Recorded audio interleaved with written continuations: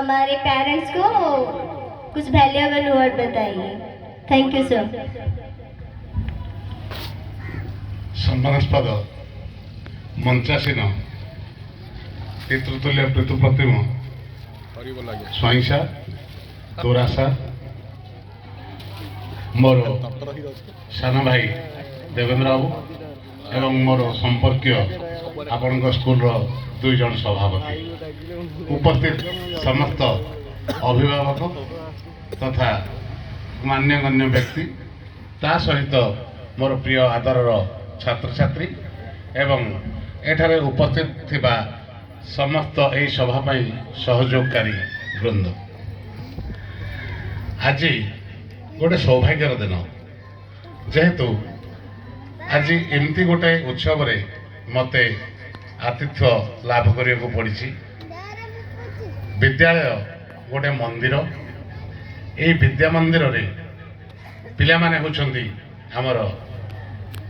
ठाकुर ठाकुराणी तार पूजक होचंती आम शिक्षक माने एवं एमाने को मंत्र रे तांको पूजा करिवे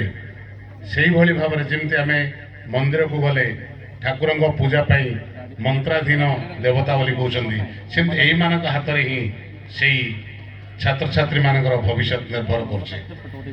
आज एही छात्र छात्री माने एमाने होचंती आगामी कालर भविष्य ए देशर मेरुदंड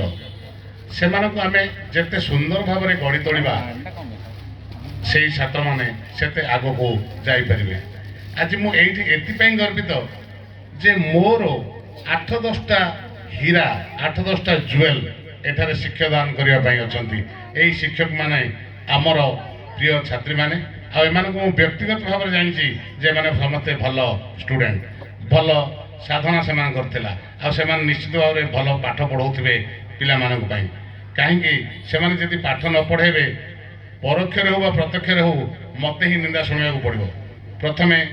जहाँ गाली करेंगे से आम उपर पड़ो तेणुक से निश्चित भाव भल पढ़ाऊे यही जिनस विश्वास मोर अच्छी। आज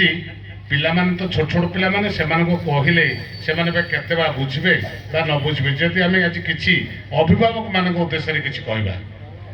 आज आम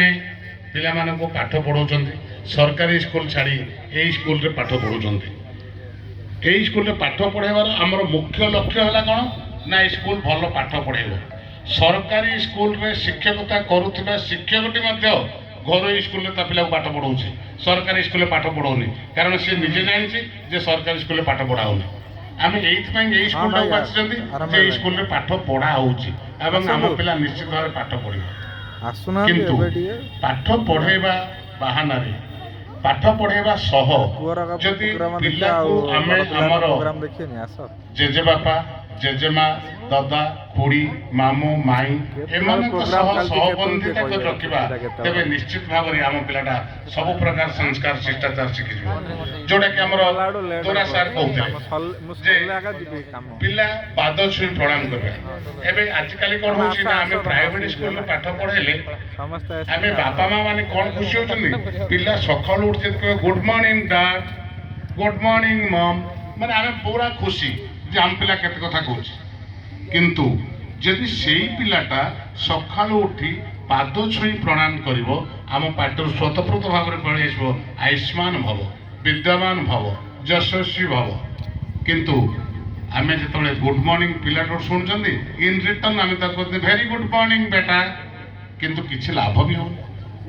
जदि आम से समय आशीर्वाद करवा यशस्वी भव विद्यावान भव से पिलाटा निश्चित भाव में आगक जापर। आज इमिति गोटे संस्था है जमी गोटे जिन डाक मनीषी फकीर मोहन को डाक मनीषी गोपाल बाबू भूत समस्त मुंडर सवार हो गला प्रति बापा माँ चाहूँगी आम पिला हाकिम हो आम पिला भल पाठ पढ़ू भल पैसा रोजगार करू टंका पेड़वा गोटे मेसीन हो जाऊ किंतु पिलाटा बड़ हो सारा पर सी आउ बापार पुओ हो न था डाक मनीषी गोपाल बाबू हो जाऊँगी सी बापा कौच तमें यही घरे रहिले रुह नहल ना जाओ आमर सार मैंने आसबे आमर बाबू मैंने आसबे से तुम घर भर तुम दांडू आसले हेनी तुम्हें गामुछा पिंधि रही हेनी तुम्हें ये जो बानियान की सार्ट किसी पिंधुन तुम्हें एमती आसले हेनी এইଭଳି ଭାବରେ ପୁଅ ତାଗିଦ କରୁଛି ବାପାକୁ, ଯେଉଁ ସମୟରେ କି ବାପା ସ୍ୱପ୍ନ ଦେଖୁଥିଲା ଯେ ମୋ ପୁଅଟା ହାକିମ ହଉ, ମୋ ପୁଅ ଅନ୍ୟ ବାବୁମାନଙ୍କ ସାଙ୍ଗରେ ବସୁ, ମୋ ପୁଅ ଇଂରେଜୀ କହୁ, ମୋ ପୁଅ ଇଂରେଜୀ ଲେଖୁ। କିନ୍ତୁ ଏମିତି ଜିନିଷ ହେଉଛି, ଯଦି ସେ ସମୟରେ ହରି ସିଂ ଗୋପାଳକୁ ସଂସ୍କାର ଶିଷ୍ଟାଚାର ଶିଖେଇଥାନ୍ତେ, ତେବେ ହରି ସିଂଙ୍କୁ ସେଇ ଅବସ୍ଥା ଦେଖିବାକୁ ପଡ଼ନ୍ତାନି ବା ଗୋପାଳ ସେଇ ଜିନିଷ କହିନଥାନ୍ତା। କାରଣ ହରି ସିଂ ଗୋଟେ ପୋଷ୍ଟ ପେନ୍ ଥିଲେ, ସିଏ ଯାହା ରୋଜଗାର କରୁଥିଲେ କେବଳ ଗୋପାଳକୁ ଇଂଲିଶ ମିଡ଼ିୟମରେ ପାଠ ପଢ଼େଇବି, ହାକିମ କରିବି, ସେ ଗୋଟିଏ ସ୍ୱପ୍ନ ତାଙ୍କର ଥିଲା। କିନ୍ତୁ ପରବର୍ତ୍ତୀ ପର୍ଯ୍ୟାୟରେ ତାଙ୍କ ସ୍ୱପ୍ନ ତ ସାକାର ହେଲା, କିନ୍ତୁ ସିଏ ତିରସ୍କୃତ ହେବାକୁ ପଡ଼ିଲା। ତେଣୁକରି ଆମେ ପ୍ରଥମେ ଆମ ପିଲାଟାକୁ ଶିକ୍ଷା ଦୀକ୍ଷା ଦେବା ସହ ତାକୁ ଉଚିତ ସଂସ୍କାର ଶିଷ୍ଟାଚାର ଶିଖାଇବା। ବେଳେବେଳେ ଆମେ ଦେଖୁଛୁ ବ୍ରହ୍ମପୁରରେ ଆମ ସାହି ପଡ଼ିଶା ଲୋକ ଗୁଡ଼ାକ ସେମାନେ ସବୁ ଛୋଟ ଛୋଟ ଛୁଆମାନଙ୍କୁ ସବୁ ଧରି ପଳେଇ ଆସିଥିବେ ବ୍ରହ୍ମପୁରରେ ପାଠ ପଢ଼ିବାକୁ। କ'ଣ ନା ଆମ ପିଲାଙ୍କୁ ପାଠ ପଢ଼ାଇବା ପାଇଁ ଆସିଛୁ, କିନ୍ତୁ ଆକ୍ଚୁଆଲି ଉଦ୍ଦେଶ୍ୟ ସେୟା ନୁହଁ। ଘରେ ରହି